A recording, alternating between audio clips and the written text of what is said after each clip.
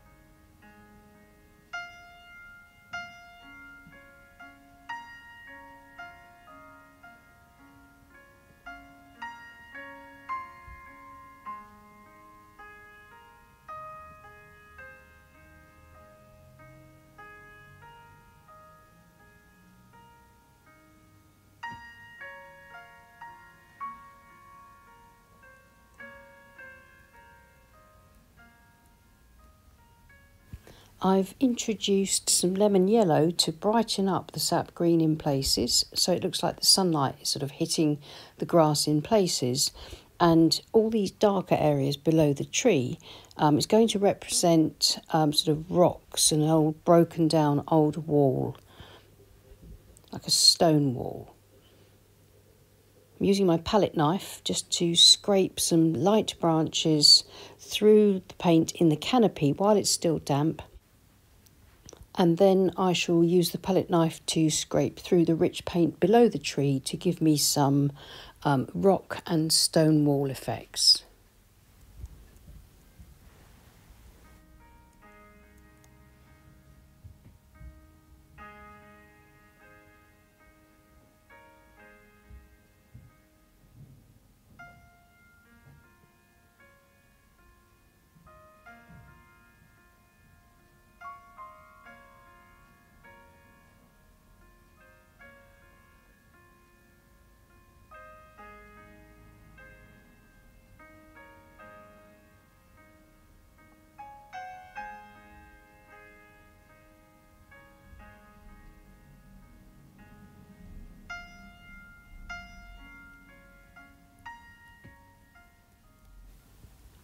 And now it's time to leave this layer to dry completely.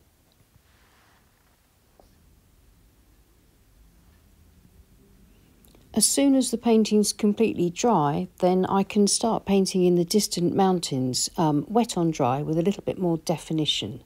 So using my grey and my green with plenty of water to make it a fairly light value, I'm just going to put in my mountains and the distant trees on the sides of the mountain, and then I'll just get in the sort of edge of the lake as well.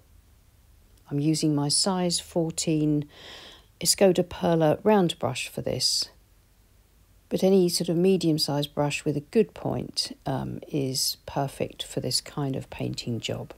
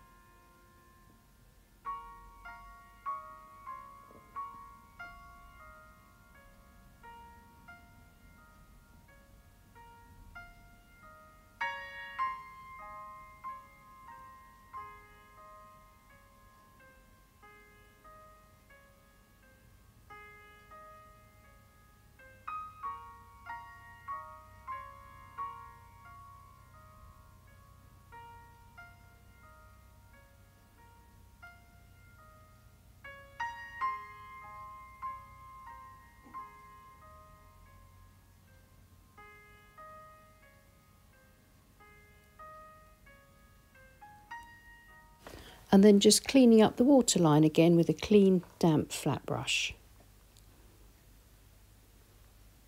I shall now leave that to dry and start work on the tree. I'm going to use my size 2 rigger brush and begin to work on the trunk, making sure that I work around the marks that I etched into the paint earlier with the palette knife, which gave me some nice sort of lighter marks for the tree trunk and some of the tree branches. So I'm going to work around them, and that will give me some sort of variety and sort of textural effects, I suppose, as well.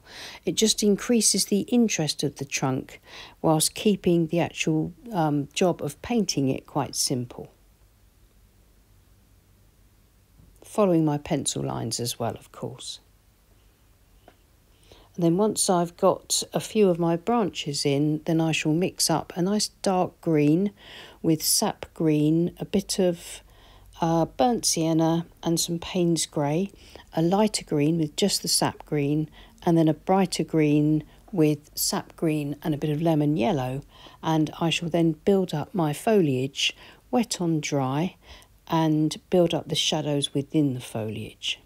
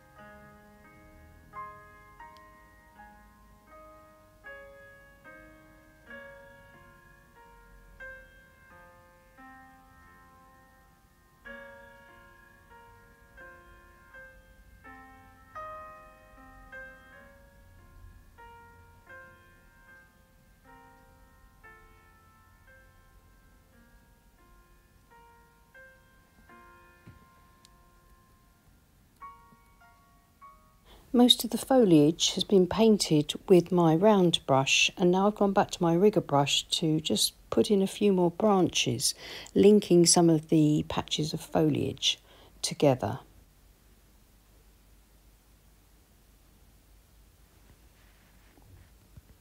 And I can bring some branches out, extend them a little bit further beyond the canopy, and then I can dip into my greens and dot a few little ragged leaves and things around the edges of my canopy in places, just to add a bit of character and shape to the hawthorn tree.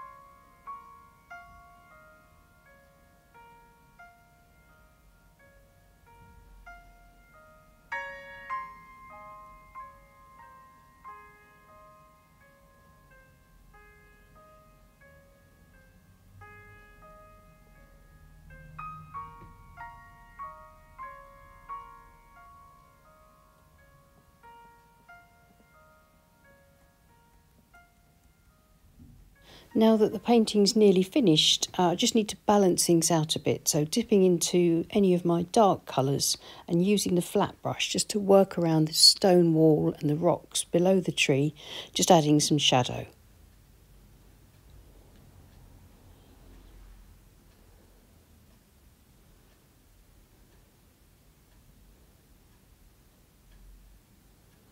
Then just a bit more of that mid-green, just dotting it around, looking at the tree and just seeing where I think it needs just a little bit more paint.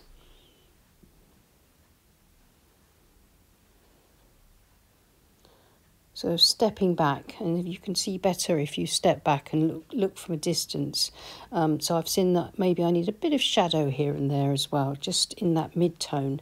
So I've dipped into a bit of Payne's grey along with the sap green as well, to darken it up a bit to get some slightly deeper shadows.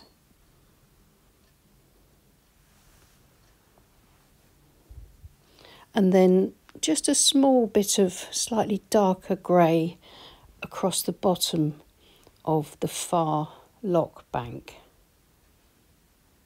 That's all it needs, just to give that little bit of a low light there in the distance, but I don't want to draw the eye to that too much.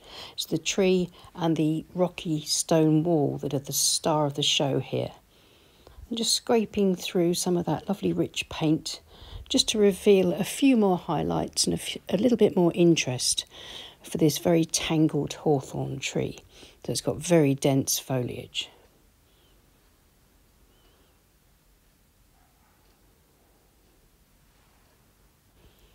And I think I'm happy with that for this demo.